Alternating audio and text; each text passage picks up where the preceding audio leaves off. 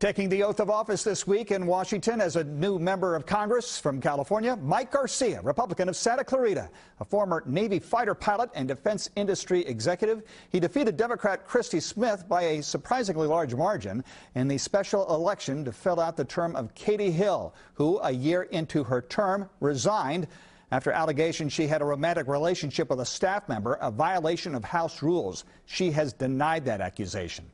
Congressman Mike Garcia joins us from a very windy Washington, D.C. First, congratulations, and thanks for doing this. My pleasure. So, was your election a referendum on the job performance of President Donald Trump? I see the election as a referendum on Mike Garcia in the 25th District right now, for sure. Look, the message of lower taxes, less bureaucracy, less red tape, being able to continue to afford to live in California is a strong message. And ultimately, I believe in the Constitution, capitalism, and competition above all things. And during this crisis, what we need more than anything is leadership. I was honored to have the support of the president. I think his support did help us. But in the end, what our district is looking for is dignified leadership, especially in the wake of Katie Hill's resignation. And I was very happy to earn the support of the 715,000 constituents in the district. Sure, there are plenty of those supporters, though, who believe you should be a solid vote for President Trump and for Kevin McCarthy, the Republican leader. Can you commit to that?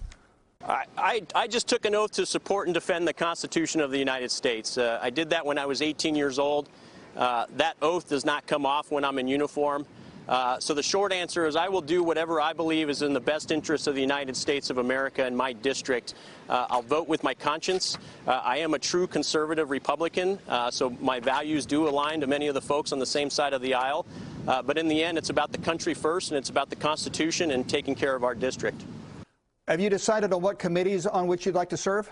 At this time, I'm not going to talk about any committees as we transition. Obviously, my background, both in the military and in the aerospace business, and then coming from a district that has a large aerospace footprint, the House Armed Service Committee, as well as Space and Science Technologies, would be very powerful committees, and it'd be an honor to be a part of those, but nothing official at this point. Governor Gavin Newsom has asked for help from the federal government. We have a $54 billion budget deficit. He says if not help from the federal government, you'll have cuts to schools in your district. That's a question that we need to debate. Ideally, we can actually get back to work here in D.C. and have those conversations and not just keep writing blank checks that don't have bipartisan support or recommendations from the Senate. I will say that in California, there's a lot of opportunities for the governor to help small businesses, and there's some low-hanging fruit and some levers that he can pull right now to help us survive as Californians. The removal of AB 5 is a state bill that makes it very difficult for small businesses and independent contractors and their employees to continue to operate, especially in COVID-19. The lowering of state taxes and the removal of red tape and bureaucracy is low-hanging fruit right now that Governor Newsom should be looking at actively, along with his compatriots in Sacramento, to do the right thing for Californians and not just be dependent only on federal money. There's going to be a rematch against Chrissy Smith in November. Do you want President Trump to come out and campaign for you? Yes. Like I said, I welcome the support of the president. It is helpful in our district right now. But the bottom line is anyone that tries to paint me as a blind loyalist to anyone besides the Constitution of the United States of America is going to have a hard time running against me in November. That's been our strength. I've said from day one I'm running for the right reasons, for the welfare of our country, for the protection of our Constitution.